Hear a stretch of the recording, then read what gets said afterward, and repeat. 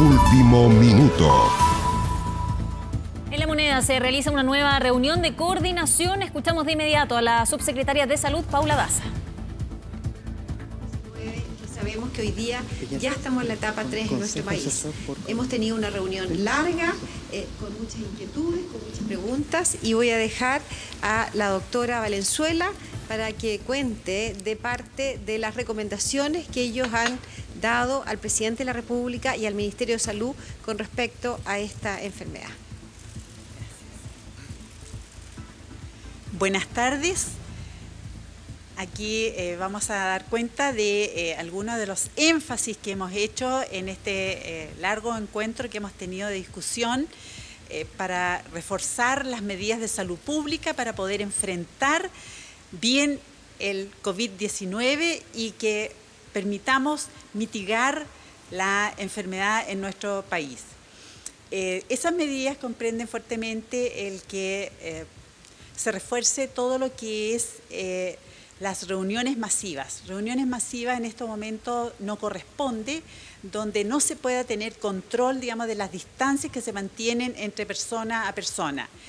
Después, respecto de la parte universitaria, la educación universitaria puede tener la libertad de poder continuar sus actividades académicas a través de medios que les permitan tener facilidades online, quienes realmente lo puedan hacer. Y en cuanto a la parte escolar, al día de hoy, lo que se recomienda es que efectivamente continúen las actividades, se continúe la definición que se ha optado para poder detener las actividades al interior de un colegio, que son, si se tiene un caso de un niño que está infectado en un curso, se suspende las actividades de ese curso. Pero si en cambio tenemos 2 casos al interior de un colegio, en esa situación se discute el que en realidad se suspenda las actividades escolares en ese colegio y se deriven los niños en situación de cuarentena a sus hogares. Lo otro importante es que se refuerza fuertemente el que todo lo que es cuarentena, o sea, vale decir persona que haya sido contacto de un caso o que tenga síntomas respiratorios y que mientras tanto espera los resultados de su examen, tiene que mantener la cuarentena. Esto significa que no se puede ir a circular por cualquier parte, sino que debe mantenerse en hogar y totalmente en espera de tener la confirmación o no de su resultado del examen. Si es caso, obviamente hay que seguir el protocolo de un caso confirmado. Si no es caso, puede continuar sus actividades, pero en el periodo de espera debe mantenerse en cuarentena. También se ha reforzado todo lo que son las medidas dentro del aislamiento de casos. O sea, por el momento realmente se puede claramente aislar a los casos que son obviamente enfermos y que son confirmados de COVID-19. Esos casos deben permanecer aislados en hospitales o en clínicas. ¿Por qué razón? Porque va a ser la única forma de que podamos cortar la cadena de transmisión del virus al resto de la comunidad. Entonces, por lo tanto, por el momento existe la posibilidad de que exista este aislamiento en los hospitales. Y también se van a dar instructivos especiales para la atención de pacientes que concurran a los sistemas de urgencia, a los servicios de urgencia y hospitales. Y lo otro muy importante es que va a haber un refuerzo total de lo que es la capacidad de detección precoz del COVID-19 a lo largo de Chile, en atención primaria, y ojalá poder estar plenamente, digamos, nuestro país preparado con diagnóstico oportuno. Y otra información relevante de todo esto es que todos los días nuestro país va a tener la posibilidad de escuchar la información transparente de lo que está ocurriendo en Chile respecto a este problema, con una comunicación no solamente sobre el número de casos que va aumentando, sino que también respecto de las medidas que se van adoptando, dado que este problema es tan dinámico, y dar las justificaciones de por qué se toman esas medidas. Así que, por lo tanto, eso.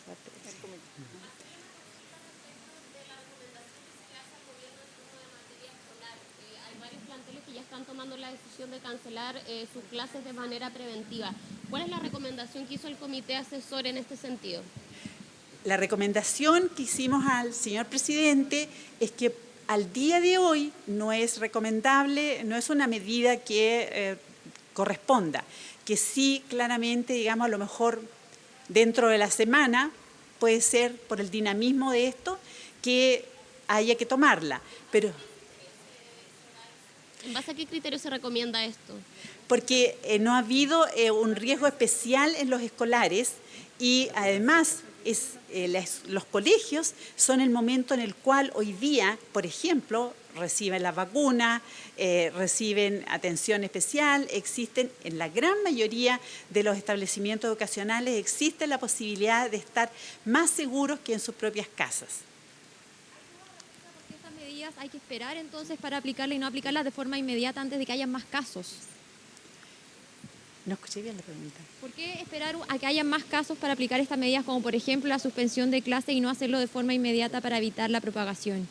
Porque se van a ir a las casas y a lo mejor, supongamos que dentro de las casas también haya un caso ya que no se ha diagnosticado, entonces por lo tanto en los colegios va a haber una vigilancia activa de la presencia de casos sospechosos. Entonces, por esa razón que existen razones epidemiológicas, existen razones sociales, existen razones que están en un lugar seguro donde obviamente también el compromiso es que se va a mejorar toda la infraestructura sanitaria al interior de los establecimientos educacionales.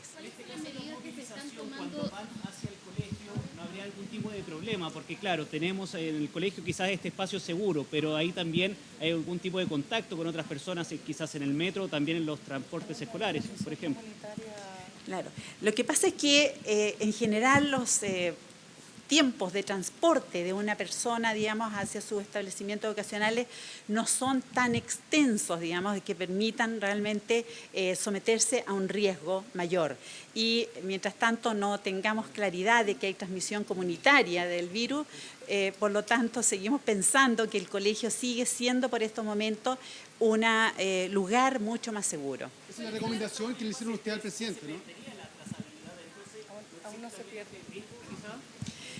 Aún el Ministerio de Salud tiene un total seguimiento de los casos, a qué corresponde, quiénes son, de qué región son, y obviamente se entra en el terreno de los contactos, que eso es muy importante, digamos, el control de los contactos de estas personas. Entonces, por lo tanto, todavía podemos decir que se puede tener control. Y es por eso que el llamado fundamental es que toda la población se sienta partícipe del control de esta enfermedad. Y por eso que se hace un llamado a que si presentan síntomas respiratorios, aunque sea un síntoma respiratorio, consulte. Y de esa forma realmente se va a trabajar por disponer del diagnóstico para que saber si es COVID-19 o no lo es. ¿No sería mejor que se suspendieran las clases, mejor teniendo en cuenta que en cada establecimiento hay más de 500 niños que están ahí compartiendo y eso podría ser un foco de contagio? ¿Eso no se lo recomendaron al presidente Piñera? Sí, lo vimos, pero efectivamente son 500 niños en total en los cuales no están todos en un mismo lugar. O sea, las salas de clase están, supongamos que son clases de 45 alumnos. Si la diferencia radica en cuando son actos masivos. ¿Cuáles son las medidas que se están tomando ahora para asegurar que las personas estén siguiendo de forma efectiva la cuarentena? ¿Qué cosas arriesgan estas personas si es que no cumplen esos pasos? Y lo pregunto porque hay información de una persona en la Araucanía específicamente que habría sido diagnosticada, que dio positivo y que habría viajado incluso, ido a eventos con más personas, etcétera. Claro. Bueno, ahí creo que le corresponde al Ministerio dar esa información porque efectivamente se van a tomar medidas, pero que son medidas que tiene que adoptar la autoridad en salud. En el sentido de las cuarentenas, cuarentenas. Ayer ya se decretó una en una comuna en la zona sur del país, en Tortel en lo específico. ¿Qué se recomienda desde el mundo científico? ¿Qué recomendación se le hace a las autoridades, considerando que también algunos casos, por ejemplo, en la región metropolitana, se están concentrando en el sector oriente? ¿Qué pasa con los territorios, las comunas en lo específico, considerando que ya en el sur ya una localidad está con cuarentena? Bueno, primero digamos que todos comprendan lo que es la cuarentena. La cuarentena significa que no es que la persona se vaya a su casa y que se pase a distintos lugares, ¿no es cierto?, y viaje por distintos lugares y exponga a todos sus contactos, ¿no es cierto?, a más riesgo. Entonces, por lo tanto, cuarentena significa estrictamente el retiro a su domicilio, permanecer en ese lugar hasta que en realidad la autoridad le dé la autorización para poder salir.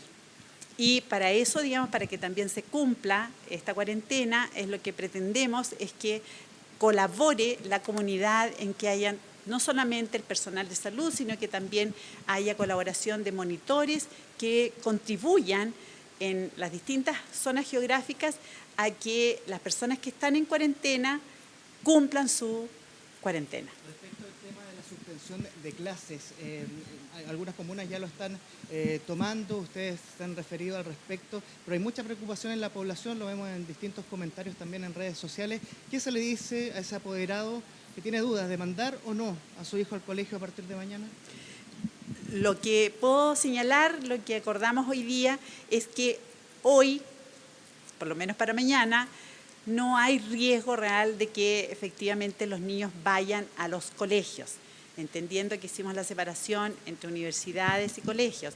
Universidades que tienen la posibilidad de continuar todas sus actividades y que tengan la facilidad de poderlo hacer online, claro, pero las clases en colegios, los niños son de menor riesgo. Y sin anticipar ninguna medida nueva, pero ¿qué es lo que se ha venido haciendo hasta el día de hoy para verificar si una persona está siguiendo o no su cuarentena?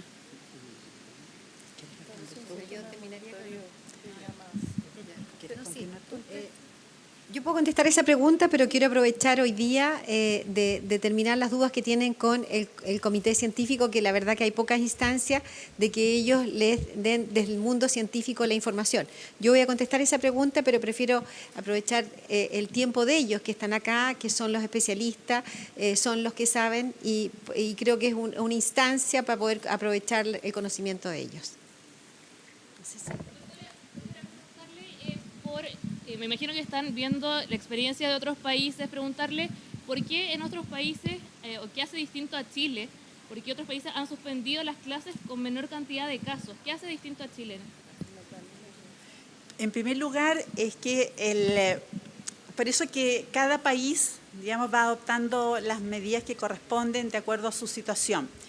En nuestro caso, digamos, es que efectivamente al día de hoy todavía, a pesar que ya llevamos desde el 3 de marzo que se diagnosticó el primer caso y hoy día ya estamos a 15 de marzo, o sea, estamos ya prácticamente en la segunda semana de casos, la verdad es que podemos decir que ha habido bastante control de lo que está ocurriendo. Entonces, por esa razón, reforzando todas las medidas de control y reforzando todo lo que es la capacidad diagnóstica de nuestro país en todos los niveles de atención, claramente estamos confiados de que podemos mitigar esta situación y poder prolongar, ¿no es cierto?, la aparición de un brote de real magnitud en nuestro país. Gracias. Voy a contestar la pregunta con respecto al seguimiento de los casos. Bueno, efectivamente, hoy día, al día de hoy, tenemos 75 casos confirmados, estamos en seguimiento, las personas que llegan de países de alto riesgo, que lo hemos definido en el día de ayer, que tienen que mantener su cuarentena, y también aquellos contactos estrechos que han tenido en relación a los casos confirmados. Con respecto al seguimiento, quiero decir que la autoridad sanitaria de las distintas regiones es quien tiene la responsabilidad de hacer ese seguimiento. A partir de hace 2 días atrás implementamos una plataforma para poder hacer un seguimiento a nivel nacional y regional con un contact center que se va a contactar con las personas que están en seguimiento. Sin embargo, quiere decir que la cuarentena, las personas que no acatan la cuarentena se arriesgan efectivamente de una pena bajo el Código Sanitario, que esta tiene un monto desde 0,1 hasta 50 UTM que puede aplicar la autoridad sanitaria dependiendo del riesgo que eso implica. O sea, una persona que no respeta la cuarentena, del primero que nada está poniendo en riesgo a la población, porque hay que decir que aquí una persona que no respeta la cuarentena puede poner en riesgo una población, una persona, un adulto mayor que sabemos que es de mayor riesgo, esa persona se puede enfermar gravemente y también puede fallecer. Por lo tanto, más allá de los riesgos y lo que implica efectivamente la multa a lo que se somete hoy día una persona que no respeta la cuarentena, es importante la responsabilidad individual y la responsabilidad de la población que evidentemente informe a la autoridad sanitaria. Eso puede denunciar a la autoridad sanitaria a través del Fono Responde, de Salud Responde. Si una persona que sabe que tiene que estar en cuarentena y no la respeta, informa a Salud Responde para que la autoridad sanitaria pueda aplicar efectivamente la multa del delito. Comunal están suspendiendo las clases y no toma la decisión el gobierno central de hacerlo. Hoy día el presidente de la República es por eso que se ha reunido con los expertos para tomar las mejores decisiones en el momento oportuno. Hoy día, según los expertos, y las mejores decisiones que vamos a tomar va a ser en función de lo que nos sugiera la sociedad civil, pero también las recomendaciones que son las mejores recomendaciones para las personas y para los niños. En el día de hoy, en este momento, al presidente de la República, estas son las recomendaciones que han dado, por lo tanto, nos parece lo más prudente para ir tomando decisiones día a día en función de lo que vaya pasando en nuestro país. Muchas gracias.